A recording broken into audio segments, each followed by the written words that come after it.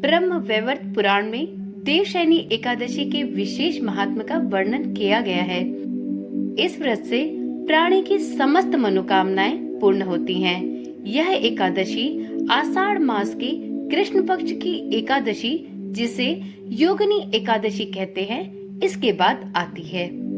आषाढ़ मास के शुक्ल पक्ष की एकादशी को देवशयनी एकादशी के नाम से जाना जाता है। इसी एकादशी से चतुर्मास का आरंभ माना जाता है। इस अवधि में कोई भी शुभ कार्य जैसे विवाह इत्यादि नहीं किया जाता।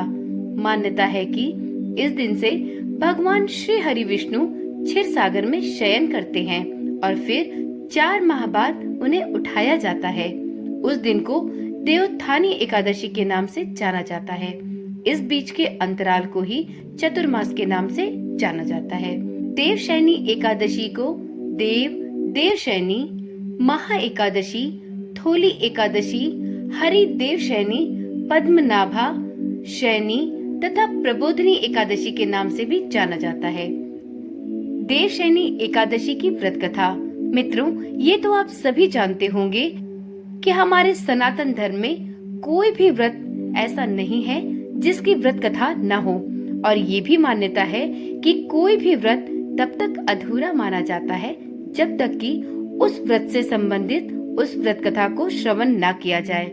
तो आज की वीडियो में हम देवशयनी एकादशी की व्रत कथा का श्रवण करेंगे।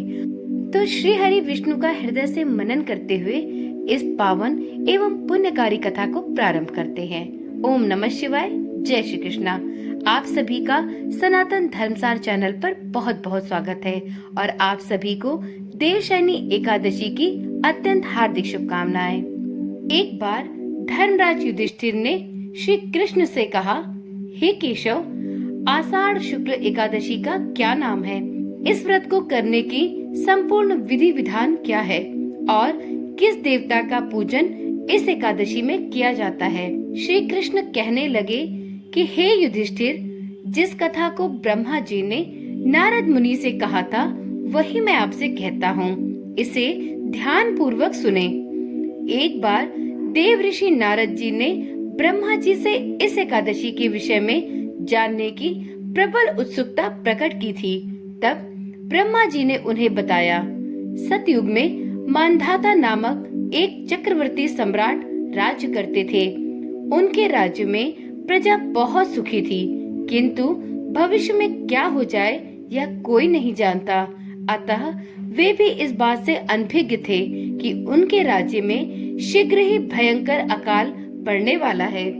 उनके राज्य में पूरे 3 वर्षों तक वर्षा न होने के कारण भयंकर अकाल पड़ा। इस अकाल से चारों ओर त्राही त्राही मच गई। धर्म पक्ष के यज्ञ, हवन, पिंडदान, कथा व्रत आदि में कोई कमी नहीं की गई, परंतु जब मुसीबत पड़ती हो तो धार्मिक कार्यों में प्राणी की रुचि कहाँ रह जाती है। प्रजा ने अब राजा के पास जाकर अपनी वेदना की दुहाई देना प्रारंभ कर दिया। राजा तो इस स्थिति को लेकर पहले से ही बहुत दुखी थे।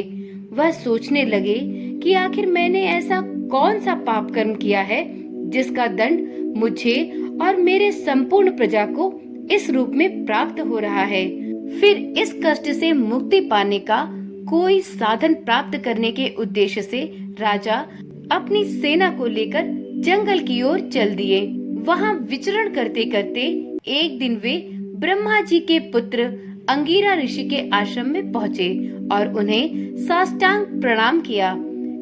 ऋषिवर ने आशीर्वचन देने के उपरांत उनसे उनका कुशल क्षेम पूछा। फिर जंगल में विचरने व अपने आश्रम में आने का प्रयोजन जानना चाहा। तब राजा ने हाथ जोड़कर मुनिवर से कहा, हे महात्मन, सभी प्रकार से धर्म का पालन करता हुआ भी मैं अपने राज्य में दुर्भिक्ष का दृश्य देख रहा हूँ। आखिर किस कारण से ऐसा हो रहा है? कृपया इसका समाधान करें। यह सुनकर महर्षि अंगिरा ने कहा, हे राजन, सब युगों से उत्तम यह सतयुग है। इसमें छोटे से पाप का भी बड़ा भयंकर दंड मिलता है। इसमें धर्म अपने चारों चरणों में व्याप्त रहता है।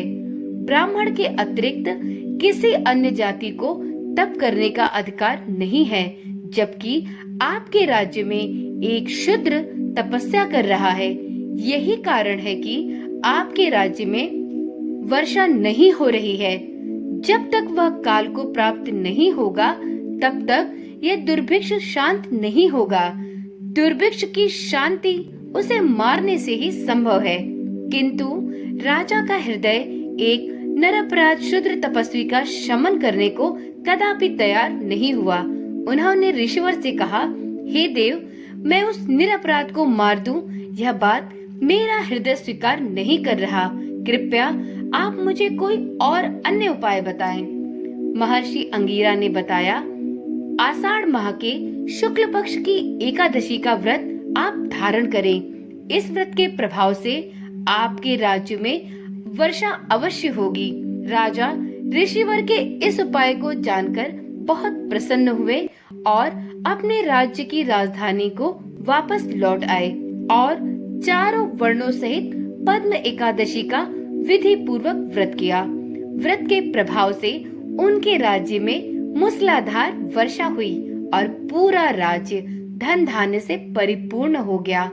ब्रह्म वैवर्त पुराण में देवशयनी एकादशी के विशेष महात्म का वर्णन इस प्रकार से किया गया है। इस व्रत से प्राणी की समस्त मनोकामनाएं पूर्ण होती हैं। तो जो भी कोई साधक इस देवशयनी एकादशी के व्रत को संपूर्ण विधि विधान के साथ धारण करता है, उसको और उसके संपूर्ण परिवार पर श्री हरि विष्णु की असीम कृपा बरसती है। तो एक बार प्रेम से बोलिए, श्री हरि विष्णु भगवान की जय। हे जगदीश्वर, हे जगत के स्वामी, जिस प्रकार आपने राजा मंधाता और उनके राज्य को अपनी असीम कृपा प्रदान की, उसी प्रकार से आपके इस व्रत को धारण करने वाले सभी साधकों पर अपनी कृपा दृष्टि बनाए रखना। इसी आशा और विश्वास के साथ इस वीडियो को यहीं पर समाप्त करती हूँ। कल मिलते हैं एक नई वीडियो, एक नई जानकारी के साथ। मित्रों, यदि आपको इसी प्रकार की रोचक और ज्ञानवर्धक वीडियोस देखना पसंद है, तो आप इस चैनल को अभी ही सब्सक्राइब कर लें और हाँ, साथ में नोटिफिकेशन बेल को ऑन करना भी ना भूलें, जिससे इसी प्रकार की वीडियोस आपके पास बिना किसी रुकावट के मिलती रहे। तो चलिए कल मिलते हैं। ओम नमः शिवाय। जय श्री कृष्णा। राधे राधे।